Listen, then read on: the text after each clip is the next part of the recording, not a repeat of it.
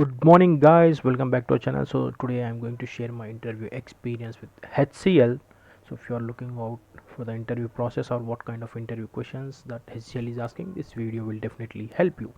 So firstly, I would like to talk about the interview process.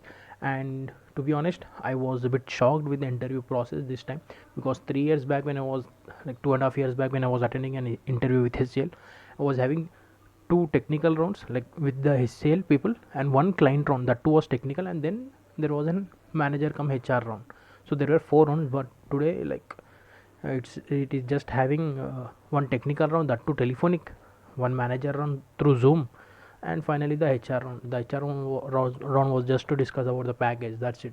Nothing more from that. And in the manager round, we were mostly on the real time scenarios and agile interview questions were asked. And in the technical questions, it was good. Like all the practical questions he asked me, like not like you are living some. There are interviews where people ask out of the box interview questions. Like we never work on those things. We never work on such situation, but they still ask. Simply they'll ask. So it was not like that. It was very good interview. So coming to the role, it was for Java backend developer, and location was for Hyderabad. Experience 6 plus. Interview type virtual. One was telephonic, one was through Zoom. Weekday. From Naukri, I got shortlisted. Like I got a mail from Naukri only. Like the recruiting guy consulted me, and then we have proceeded. And at the end of the video, I have attached the offer letter as well. You can watch that as well. So I have hidden some data, but I have attached the offer letter with the numbers. So coming to the interview questions, so first question was, I think the guy was like he was I think he was an architect level guy, because he was like very professional guy, I could say. Like if you're talking with one of your seniors who is like very well composed, straight to the point, so that kind of guy he was. So he asked me to list down all the features, and in the call itself, when I was explaining all the features, he gave me a question like, there is an employee list, filter out this, convert the employee list to map based on certain, like all the criteria he was giving, and he was asking me to orally dictate the answer. So this was first time I have answered such kind of questions. So this was good. Then how does concurrent hash map works internally? So explain him in detail like how concurrent hash map works internally, and in which scenarios I'll go with concurrent hash map, and what benefit it is providing me, and actually why it came into picture, like why it came into existence, what all design patterns have you know, and where you have used in your project. So again, a normal question, a project related question, you can say. So I have said like we have used singleton, prototype, builder, and abstract, factory, and factory. These five patterns I have used in my all the like entire career. I have worked on these five only, so I have explained him along with the scenarios as well. How do you create exception and difference between checked and unchecked exceptions? And there was one more question, continuation of what is the difference between exception and error as well. So I hope everyone, this is a very basic simple question. I think anyone can answer this. If a bug is raised saying after implementing a certain feature, like question was like a new feature has been added to the production, and all of a sudden the application went slow, like it is started, we have observed the application is started performing slow. How do you tackle such situation? So this is a very real time scenarios. Lot of time this situation will, like developers will be in this situation, that it will be working absolutely fine in the lower environments, and once that goes into the production with a huge number of requests and with the huge number of data, the application becomes all of a sudden. So how do we tackle it? Based on logs, based on different calls, based on different like what I can say, replicating it in the local environments with the same data that is there in the production, and all those things I have said. Actually I have faced this situation, so it was easy for me to handle this situation. So I if at all anyone wants, I can make a separate video on that as well. Like we have started making videos, so I'll update that guy about this situation and he can make a video. Have you worked on multi-threading? Yes, I have worked on multi-threading. How do you create a thread pool? Where in the application have you used it? So based on executor frameworks, we create the thread pools based on fixed size, and I have explained in the scenario where we were processing huge number of data, and we can process the data independently. So in that scenario we went with multi-threading environment and explain him the process about saving, like why we have created, like there was counter question, why you have created fixed thread pool size, why not other like cacheable thread pool, why you have, there was few questions like that. So I have said, like that was the guidance that was given from the architect, so we have followed that. What are solid principle, what's its importance of it, like this basic question related to solid principles. So explain him about all the 5 things that comes under the solid principles. So that was about it. Explain what all advantages Spring Boot adds. So listed out all the advantages, like it has its own Tomcat server. If you are having actuator, then we will have a set of matrices that can be seen in the live production. Like for development purpose, basically it comes up with bunch of dependencies that are really very helpful while developing, and listed out few other things as well.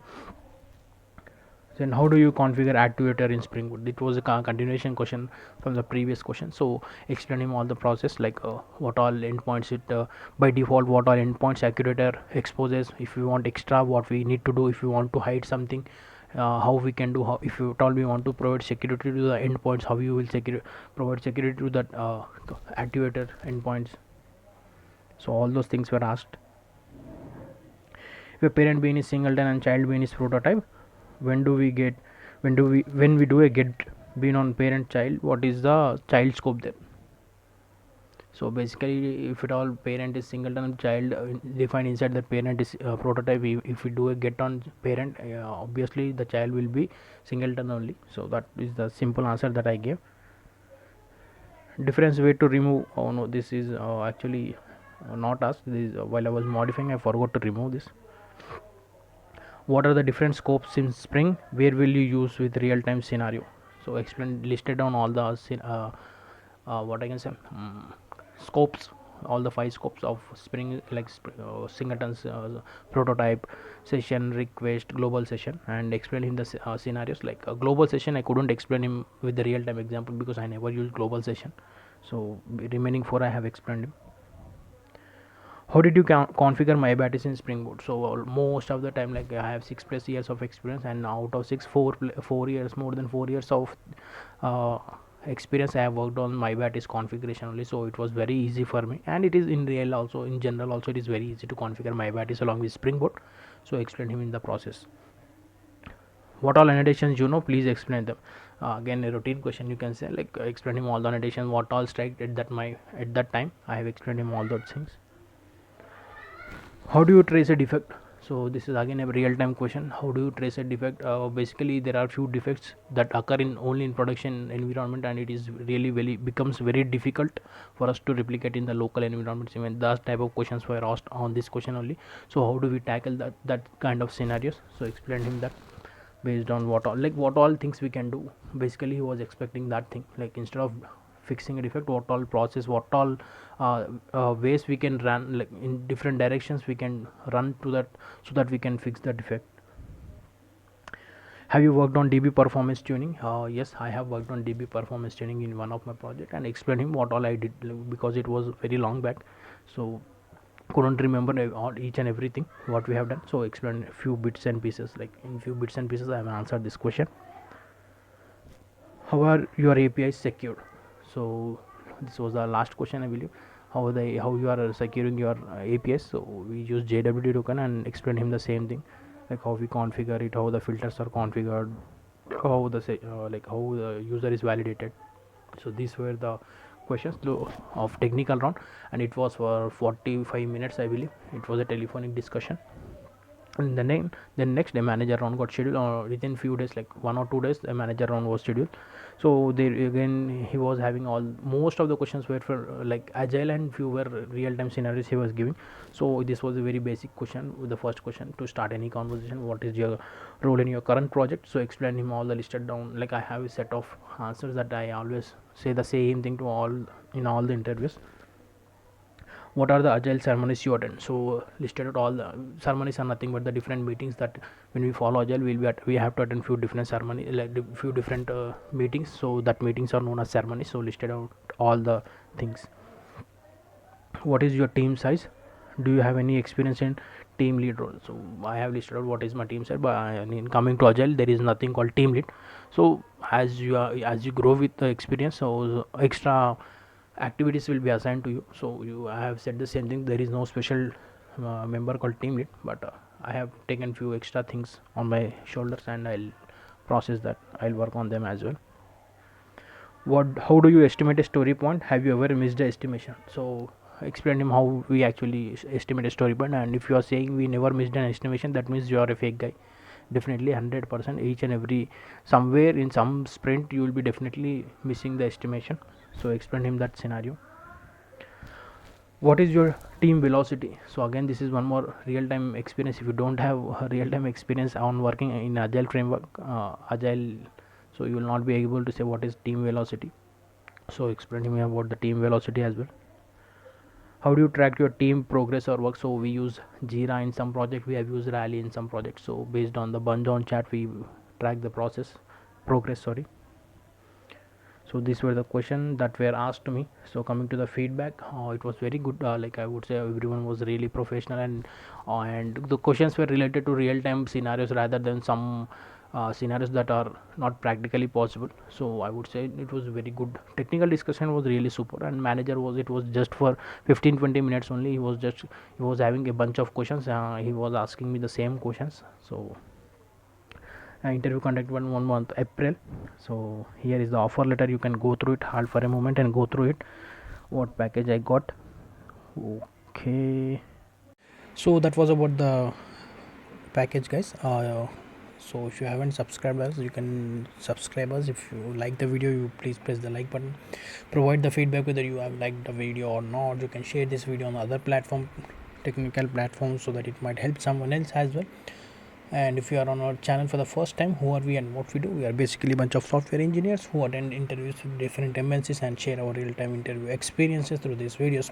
And apart from that, even we share the videos or the technical interview experiences that our subscriber friends share with us. So you can visit our channel and you can see these are the number of companies that we have already shared, and that might be helpful for you.